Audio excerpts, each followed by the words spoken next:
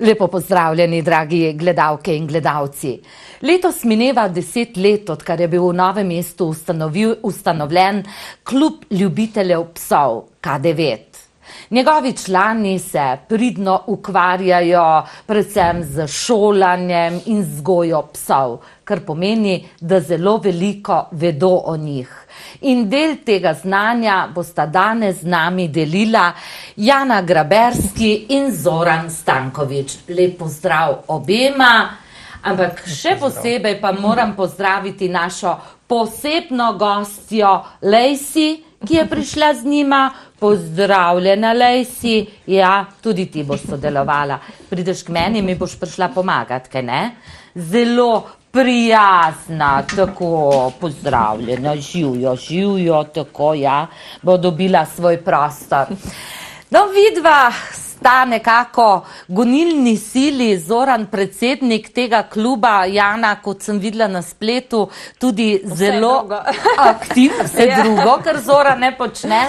Kaj pravzaprav je dejansko bil razlog, da ste pred 10 leti ustanovili ta klub?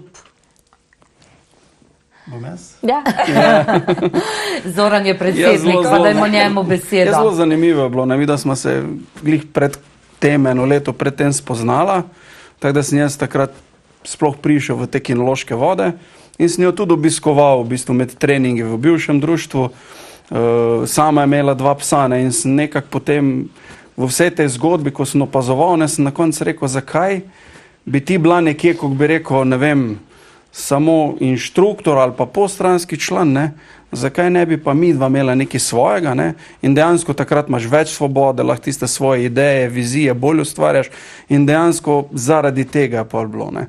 Veliko smo že takrat gledala v prihodnost, pa napredno, v druge klube hodila, ne, in smo potem videla, da bi pa mi dva to malo drugače, ne. In smo rekla, pa ima res svojo pot, imela bomo proste roke, delala, kak bomo htela in dejansko korak naprej šla, ne, ker smo res imela čist drugačne predstave, kak bi naj to šlo nasploh iz šolanja, vzgoja, socializacije in potem smo se takrat odločili in smo rekli, neč gremo, ustanovimo društvo in gremo naprej, ne, tako da to je bil bolj tak. No, Lacey je ena od vaših, koliko, 5, 6 psov? 6. Ja, tako prijazna, pa nekateri pravijo, psu ni za verjeti, kljub temu, da je prijazen. Jaz jo vidim prvič, ampak smo hitro našli skupni jezik. To drži.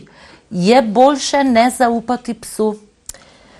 Ja, zdaj tako, če imate psa, v bistvu, ki ga srečate na sprehodu, potem definitivno ni pametno, da je prvi stik ta preveč intimen, če tako rečem, da se ga začne božati, ogovarjati, ker marsikateri kuža, tako kot ljudje ne maramo, mislim, ne marajo teh stikov direktnih ali pa dotikov in odvisno, kako je kuža socializiran, vajen okolje, v katerem je in tako v bistvu, da jaz odsvetujem, no, takoj direkten stik. Je pa to seveda odvisno, čisto vsakega psa posebej in pač lastnika in njegova naloga ravno zaradi tega je, da se, ko se psa kupi oziroma nabavi, da se gre v to smer, da se psa čim bolj socializira, se ga navadi na vse sorte in na ljudi, na živali, tako da zaradi tega nima problemov s skrbnikom, s katerim živi in da ne prihaja do raznih nesreč in tako naprej.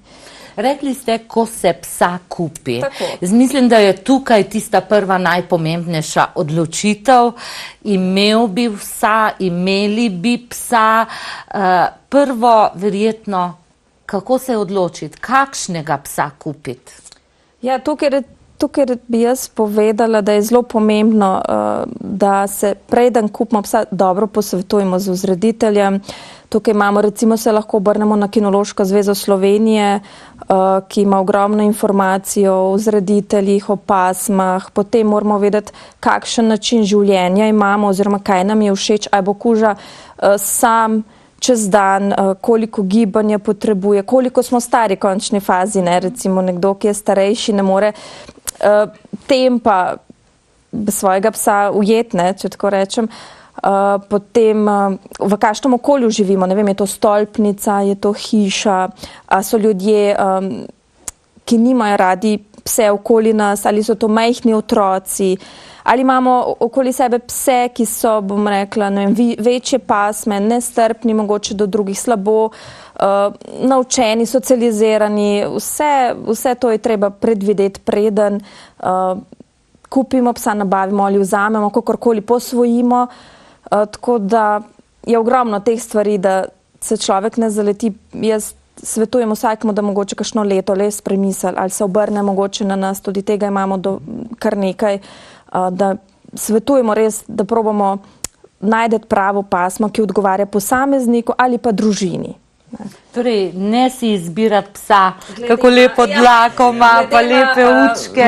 Glede na videz in pa mogoče značaj, ki ga vidi pri nekom drugem. Treba individualno pristopiti, čas si vzeti in tako je že Jana povedala, res tiste zunanje okoliščine, notranje, sebe pogledati, tudi na konec koncev naš karakter, naša želja, kaj pričakujem psa, delovnega psa, ljubljenčka, velikega, majhnega, res moramo. Ne? Problem je, če nismo iskreni, pa izbiramo zaradi drugih ali vidimo pri drugih. In potem se ne osredotočimo, da to je individualni pristop, da smo mi individualni, naša družina in tudi kuža. Kuža je individuum in moramo res vse pogledati, ker je potem veliko teže kasneje. Ne? Nekje sem prebrala, da okrog 400 pasem kužkov obstoja, kar se mi zdi ogromno.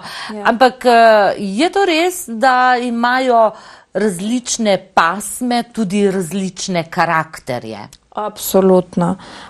V preteklosti so bile pasme vzrejene za točno določeno delo in preko tega lahko malo, bom rekla, primerjamo pasme med seboj, kaj bi nam bolj ustrezalo. Recimo, če pogledamo Lacey, ki izhajajo v bistvu iz angleškega podeželja, kjer so v preteklosti in še danes pasli ovce in zaradi tega je tudi njen karakter lahko tak, da se zelo, bom rekla, fokusira, je zelo energična, gibčna, lahko tudi uščip nekoga, da bi ga nekam spravila zaradi tega ovčarskega nagona. Zdaj ona je vajena tega, da se ne ščipa, ampak marsikomu pa to ne bi bilo všeč. Recimo tudi karakter energičen, prehiter, zahteven, deloven, se pravi skozi v gibanju, je za nekoga plus, za nekoga minus. Tako da ja, vsaka pasma ima neke karakteristike, ki jih je dobro vedeti vnaprej in sicer lahko se tudi gre nekomu, ki ima že takega psa doma ali pa več njih in se potem lahko pogovori in na podlagi tega vidi, da le ni vse tako, če omenim komisar Rex, ni vse tako kot zgleda, ne? Ali pa tako zgleda fantastično in potem mnogi so razočarani, ko pa tam pa moj Rexi pa ne zna tega kot tisti na televiziji in verjamem, ker pač tudi med posameznimi recimo primerki ali pa znotraj legle ogromno razlike. Ne? Tako kot pri ljudeh. Tako. V isti družini otroci, ista vzgoja pa so tako različni. Zelo zanimivo bi tu bilo recimo, Jana res to veliko študirala, ali sem tudi jaz malo začel drugače gledati na te stvari. Dobro je se pozanimati prvotno, zakaj je pasma bila, lahko ti zelo pomaga, ker potem ti je veliko bolj jasno, zakaj se kuža tako obnaša, ker je bil, ne vem, stoletja nazaj vzrejen za ta in ta namen. Zakaj so bili haski, zakaj so bili ovčari in tako naprej. In potem jasno vidiš, zakaj se kuža tako obnaša, ker tudi v vseh teh desetletjih, stoletjih so se pač nagoni prenašali. Res, da danes so nagoni lahko manjši zaradi drugačne vzreje, pa bolj hočejo imeti razstavne pse, ne toliko delovne, ampak ti lahko pomaga. In lahko reče, ta kuža je bil nekoč nazaj, zaradi tega pa tega in ne vem, je bil lovec, je bil, ne vem, gonič, je bil ovčar in to pa zaradi tega in tega dela in laže potem tudi ti. Pa, kot smo že omenili, tudi znotraj iste pasme je spet različni karakteri. Tako da določene, kako bi rekel, enakosti so, ampak ne moreš reči, borderi so vsi takšni. Tudi tu je pol treba iti, ta je takšna pasma, to, recimo borderi iz tega legle je takšni, iz tega, ker spet potem je ta linija po rodovniku spet malo drugačna, bolj delovna, manj delovna in tako naprej. Tako da moraš oboje gledati, in pasmo, in znotraj pasme. Je zelo zanimivo. Vzgajati psa tako kot otroka, čisto od začetka, od malega. Koliko je pomembna šola? Ali to lahko sami naredimo doma? Ja, šola je zelo pomembna, predvsem zaradi vodenja vodnika skozi obdobja pri psu, od mladička do te pubertete in naprej, da lahko se seznani vodnik, v tem primeru vodnik pač rečemo, ker vodi psa, kaj ga čaka, kaj pričakuje in čemu se lahko izogne prav zaradi tega, ker obiskuje šolo in ga vodimo, da nima problemov. Medtem ko sama vzgoja je pa tudi izredno pomembna, samo tukaj imamo mečkan težav, ker vzgajamo v šoli težje, ker nimamo toliko časa. Se pravi, v šoli učimo, vzgajajo pa doma ljudje in tisti čas, ki ga preživijo s psom, je izredno pomemben. Pri nas pa dobijo informacije, kako doma naj bi stvar potekala. Ne? Ker tudi nekdo si predstavlja nabavi psa in to je to. Potem pride v šolo, ampak stvar ni tako preprosta. Torej tako kot v življenju. V šoli naj bi učitelji učili, doma pa starši vzgajali. Ampak vi učite, tam vidim na vaši jakni en poseben znak, torej ne šolate samo pse za vsakodnevno rabo, ampak šolate pse za njihove službe, če tako v navednicah rečem. Ja, zdaj mi tako se osredotočamo na vse. Ne. Ko smo takrat dejansko pripravljali programe, v klubu smo rekli, kaj bi radi vse imeli. Ne. In smo se osredotočili recimo, kaj ljudje potrebujejo, tako da tudi ti osnovni programi od male šole, začetnega tečaja, nadaljevalnega, je v skladu pač z kinološkimi pravilniki in tako naprej. In potem recimo smo rekli, kaj bi še več bilo, ne? In potem dodajamo lahko tudi kakšne trikce, letos uvajamo agility tudi nekaj, zelo dinamično lahko in recimo dobrodelnost kot reševanje in iskanje pogrešanih oseb, ne? In smo probali dejansko vse zajetne.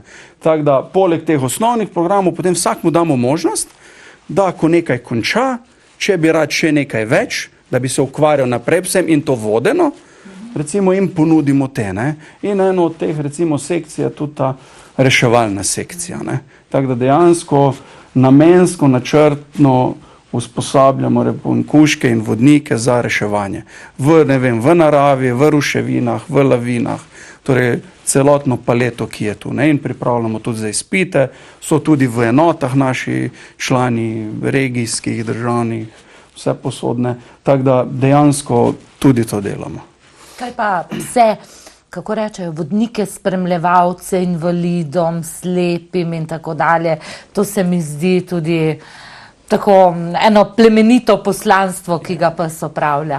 Ja, moram reči, da dela s psi je ogromno in teh vrst dela je tudi in mi smo se osredotočili kot klub na šolanje psov reševalcev, ker to traja, ker nam vzame dosti časa. Tako da, to se ne zgodi v par mesecih. Ne, kar v letih in če bi šolali še ostale stvari, nekako mislim, da nam ne bi zneslo za... Ne, so pa zato ljudje ostali, ki se s tem ukvarjajo tako načrtno in jih tudi poznamo, tako da je zelo zanimivo in tako da. Tudi vsaka ta panoga ne zahteva tudi, ne vem, nove licence, nova dovoljenja in tako naprej in potem ne moreš vse posod, ne. Ker vsaka stvar res zahteva nekaj novega. Usposabljanje tam, licenco, to, dovoljenje, to, ker je dejansko vse urejeno, da je v skladu z pravili, ne, da ne bi mogel kar vsak za vsakim vogalom, recimo se to itne. In dejansko moraš eno smer najti, ker če ne, se moraš klonirati ali pa ne gre, ne. No, če se povrnemo nazaj vsakodnevnemu življenju z psom, če temu rečemo, rekli smo, pomembno je izbrati pravega psa za nas, pravega za nekoga drugega, je morda nekdo drug pravi pes, ga vzgajati, šolati po potrebi, ampak to ni še vse, ne. Za psa moraš imeti čas, moraš imeti prostor, moraš imeti denar, če temu rečemo, kajti koliko je pri psu pomembna hrana. Danes, ko prideš v trgovine, vidiš razne brikete, konzerve, paštete in ne vem kaj vse. Ja, res je, na voljo je danes ogromno stvari. Hrana je kar pomembna, sploh za psa, ki tako kot mi dela več stvari in mora zaradi tega biti v fizični pripravljenosti čez celo leto, ne samo določeno obdobje. Tako da pravilna prehrana je izredno pomembna. Tudi zaradi tega, da kuža ima na staro obdobje dobro zdravje, da mu zdravje služi, ker vemo vsi, da slabo prehrano lahko pride do marsikaterih tudi bolezni in tako naprej. Tako da hrana je pomembna, ja. Pa je dobro boljše te razne konzerve kupovati ali je boljše skuhati? Včasih je bilo tako na kmetih, pa se dejansko jedel vse, kar so jedli ljudje. Ja, zdaj mnenja so zelo deljene, jaz v to ne bi mogoče šla to, ker nisem strokovnjak za prehrano. Bolj iz vaših izkušenj. Tako, bolj lahko govorim iz izkušenj, da zdaj v tem času je zelo moderno prehrano z surovim mesom, surovimi kostmi, ker se vračamo nekako nazaj k naravi, kaj naj bi psi jedli zdaj. Surovim mesom je res to dobi pes, bom rekla, kakovost je na prvem mestu, ampak je pa tukaj treba ogromno preštudirati, da so kaj lahko in kaj ne, ker niso vse stvari surove. Le je treba paziti, ne? In dodatke, da pokrijemo vse tisto, kar bi, če bi dobil brikete. Ne? Zdaj tudi, če kuhamo, ne, če sem še pri tem, je mogoče malo lažje, ker ni hrana pokvarljiva tako hitro, kakor je surova. Ampak spet moramo paziti, kaj lahko dodajemo, da nečesa ni preveč, da ni začimb, da koža ne dobi driske, da je to uvajanje postopoma. Tako da moramo zagotoviti res, spet moramo imeti nekaj znanja. Medtem ko briketi so pa v tem malo lažje, no, je z njimi hraniti, kar že vsebujejo vse tisto, kar ne bi pes dobil. Tako da zdaj, odvisno od posameznika, kam se bo usmeril, je pa res, mora imeti kar nekaj znanja, da se loti ene ali druge zadeve. Se pravi, surovim hranjenjem ali pa s kuhanjem. Pa je to res, da ne bi pes jedel samo enkrat na dan? Ne. Ni res, prav. Ne. Lahko je tudi 3-krat. Samo paziti treba, da se ne zredi tako kot pri ljudeh. Tako kot ljudje. Da ostane fit. Ja, nekako mi dva prakticiramo to, no pa tudi tako zastopamo stališče uravnoteženosti vse posod, tudi pri prehrani. Vse ima pluse in minuse in moraš biti previden. Določene energijske vrednosti pa določene sestavine so v briketi, ko jih ti, ko kupiš kos surovega mesa, težko dodaš. Bi mogel imeti toliko in toliko dodatkov, da dodajaš. Ne? In je najlepše, če res uravnotežiš. Ne? Ni problem, da dobi brikete, ni problem, da dobi kuhano, ni problem kost, samo pomembno je, katero meso, katero kost in tudi brikete, ne? Ker se pozna po kvaliteti. Tu se splača včasih malo pogledati, ker to res vpliva in na zdravje psa, torej na kožo, na prebavo, na vse. In najlažje je mi, ko vedno pravimo, ne? Tudi najdražja hrana ni vedno najboljša. Ne? Midva smo veliko okoli tega iskala, gledala, greš na internet, najdeš kako spletno stran neutralno, ko ti mogoče ocenjuje hrane. Opisuje, dela analize, ti daje zvezdice, ocene, pove, kakšna je sestavina, energijska vrednost. In včasih si presenečen, ko ugotoviš, da je hrana zelo kvalitetna in recimo za 30 € cenejša kot v trgovini, ko greš po njo. Ne? In vidiš, da recimo una, ko je ocenjena, je pa spet in na ta način je najlepše. In potem, ko nekaj vzameš, moraš pa samo svoje kužke pogledati. Videti, ali mu odgovarja ali ne. Midva smo ogromno hrane zamenjala že. In tudi tisto, ko nekom je odgovarjalo, pa tisti trenutek vrhunska, najnim psom ni odgovarjala. So dobili prhlaj, so zgubljali lesk, so recimo rdečico dobivali, da je dlaka recimo barvo spreminjala, prebava je bila čudna, ti daš malo kužku, veliko pa ven pride. To ni dobro. Potem spet sestavina, ali je preveč tekoča, ali je dosti gosto. Najlepše mi vedno pravimo, opazuj kužka, boš videl, kako se obnaša, če hrana ne odgovarja, poskusi nekaj drugega. In kombinirati. Malo briketo, lahko malo kuhano, malo to, pa pozanimati se recimo, kaj ni dobro. Začimbe, soljeno in tako naprej. Soli malo, ja. V mejah, ja. Tisti res mogoče ščepci, pa tam, ampak določene pekoče zadeve ali pa take, ne, kot so popper, pa to. A vete, oni nimajo, tudi če gremo naravno nazaj, malo poštiraš, kako se oni prehranjujejo v naravi, ne. Pol vidiš, ne, da si oni začim glih ne dajo. Grejo sicer travo pojesti razno, ampak to so njihove začimbe. To imajo radi, si poiščejo, ko potrebujejo. Kaj pa zdaj, ko ste omenili travo in naravo, vemo, vsi zdaj poslušamo, ljudje, klopi. So klopi nevarnost tudi za pse, ki zagotovo gredo sedaj v naravo, ali so tiste ogrlice, ampule, ki so proti bolham, tudi zaščita proti klopom? Klopi so izredno nevarni in so prenašalci različnih bolezni. Sicer mislim, da obstaja tudi cepivo, samo ni garancije, da kuža ne bo zbolel. Na tržišču je ogromno teh stvari za pse, od raznih ovratnic, ampul, sprejev, od naravnejših zadev do pač tega, kar lahko kupiš. Tako da to je kar nadloga. Predvsem v spomladanskem času jih je ogromno. Tako da pa mislim, da je še zmeraj najboljša zadeva poleg tega, da ga zaščitimo, tudi pregled, ko pridemo iz gozda, s travnikov, da pregledamo psa, ker se še nekako recimo nekaj pol ure pokaže, da še lezejo in niso tako nevarni, še se ne prisesajo. Pa še nekaj me res zanima, zavetišča. Danes je to celo moderno, vzeti psa iz zavetišča, torej ga rešiti. Jaz si sicer težko predstavljam, kako nekdo ima psa kot mladiča in ga potem da tako ali drugače od sebe, razen če je višja sila, da je prisiljen.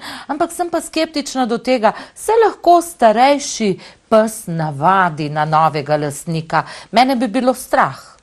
Ne, prav nasprotno. Jaz svetujem velikokrat komu, da če se ne zna odločiti, kakšnega psa bi rad, da ima določene karakteristike, ki jih še ni videl, oziroma bi jih rad videl vnaprej, da ne se obrne na zavetišča, ker so kužki lahko tudi, v bistvu so starejši že tam in so že oblikovani v vedenju, da se vidi približno, kaj že nosijo v sebi in kaj imajo, da ne si vzamejo psa iz zavetišča. Pes je socialno bitje in zelo prilagodljivo in se brez problema prilagodi in tudi mislim, da svojo hvaležnost zna pokazati, tako da nam ni žal, tako da mislim, da brez problema se to lahko naredi. Torej se ne naveže tako na lastnika, da je to zavedno. Jaz to morda bolj govorim iz izkušenj, ker pri nas smo imeli psa od mladiča pa do konca in se mi zdi, da je to tako. Vsako živo bitje potrebuje neko obdobje za rehabilitacijo, ampak se lahko rehabilitira, ni problem. In dejansko tudi midva smo imela tudi v klubu kdaj, da so prišli iz zavetišča, tudi recimo z nekje normalnimi kužki, da niso imeli nekih fobij, smo pa imela tudi nekaj jih takih, ko recimo pa so bili recimo bolj kritični, ampak dejansko že v našem tečaju, recimo po 3 mesecih, se je napredek pokazal.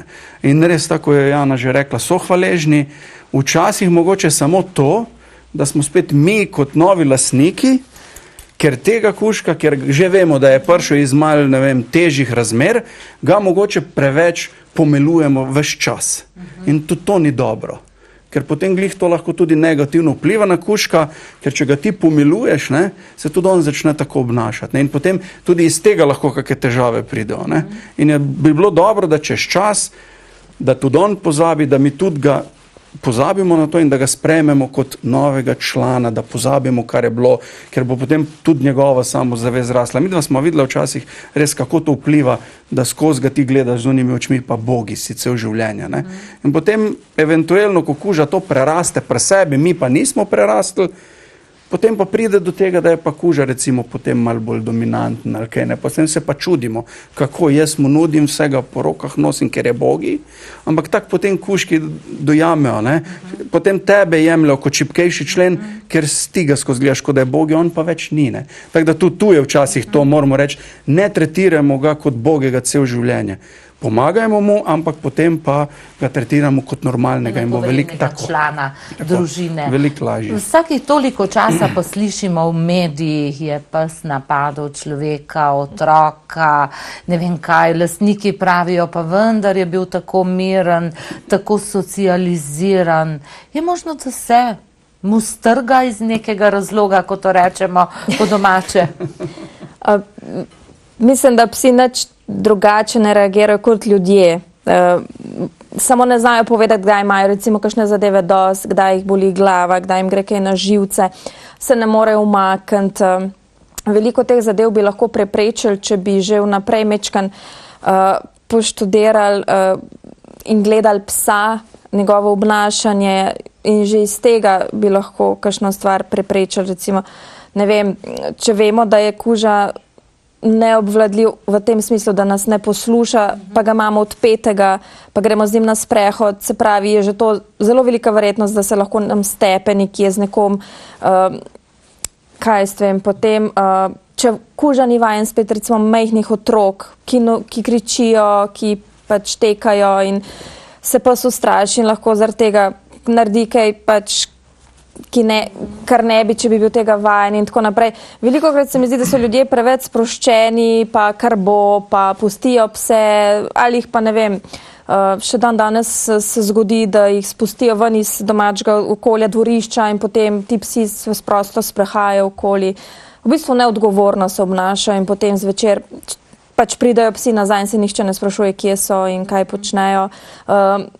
Tako lastniki psov in psice recimo bi lahko marsikatero stvar rešili, da se psa sterilizira, kastrira, to je danes tudi tak nek tabu, češ potem ne bo več to, kar je bil in tako naprej, in tako naprej. Spremenil njegov karakter, pravijo. Ja, v bistvu se spremeni, lahko ne, to je tako, veliko se da preprečiti, ampak težko je, ker že pes, ko odrašča, starejši je težje določene zadeve odpravljati, popravljati, težave nastanejo in veliko stvari v glavnem se da narediti, ko je kuža mlajši in z vodnikom, se pravi sodelovanje z njim je takrat malo drugače, kot nekdo, ki se prepozno odloči, da bo nekaj ukrepal. Ne. Tako da veliko smo mi sami krivi. Ne. Veliko smo se pogovarjali okoli teh zadev, ko pravite včasih brala tudi, ne, vedno iščemo zgodbo iz ozadja, ker ne verjamemo, da je to kar tako. Da kuža kar neki. Ni, glih take živo bitje, ima čustva, ima svoje in moramo vedeti, ne vem, poznati ga, kaj mara, kaj ne mara, kdaj mu je dovolj. Glih tako, seveda, telesa, s katero da tudi bi pa pokaže. rekel, da bi pa kuža kar iz čizga mera, kar naenkrat napado. Vedno so neki bolj kompleksni razlogi v ozadju, ampak na prvo žogo tistih časopisa, ko prebereš v zadnji, nič ne bi že. Pol pa slišiš, ja, mu je na rep stopil, že 5krat čez njega stopil, pa je 3krat trenčal, pa je šele ta 4. uščipno in tako naprej. Nekaj več je v ozadju, no, ni samo tista 2 stavka, ko prebereš. Ne, mi dva vedno gledava, ker res smo videla že pri sebi včasih, nekako kuža odreagira in vsak ima svoje meje. Vsak ima svoje tiste, ne vem, to dovolim, to ne dovolim, zdaj imam slab dan, zdaj imam boljši dan. In kuža je nekako podobno. Je živo bitje, ima svoje čustva in ni vedno tako črno-belo, kot mislimo. No. Upoštevati ga je treba tako, kot vsak bitje, da ima rad svoj mir, da rad živi tudi svoj svet in včasih na to pač nismo pozorni in potem se zgodijo marsikatere stvari. In potem, če vse to upoštevamo, potem smo pravi prijatelji. Lejsi nam sedaj pripoveduje, da je njej že malo dolg čas, pa vroče, kar pomeni, da je iztekel čas namenjen današnji oddaji. Mi bi lahko še dolgo klepetali ob tem, ampak resnica je ena, da takšne ljubezni nepogojne, kot ti jo lahko nudi tvoj pes, mislim, da ti človek težko. In zaradi tega bom rekla ob koncu, Jana in Zoran, hvala lepa, da ste delček vašega vajnega znanja delili z nami in da ste nam Lejsi pripeljali na obisk. Verjamem, da smo kakšen napotek dali tudi našim gledalkam in gledalcem in morda koga navdušili, da si izbere 4-nožnega spremljevalca, zagotovo mu bo polepšal dneve. Hvala lepa in obilo uspeha vašemu klubu K9. Hvala lepa. Vam, drage gledalke, dragi gledalci, pa le še hvala za pozornost. Če imate psa, potem veste, o čem smo govorili v nocojšnji oddaji. Če ga pa nimate, jaz osebno bi vam svetovala, nabavite si ga, če le imate pogoje za to, prekrasne trenutke vam lahko nudi. Pa lep prijeten večer vam želim.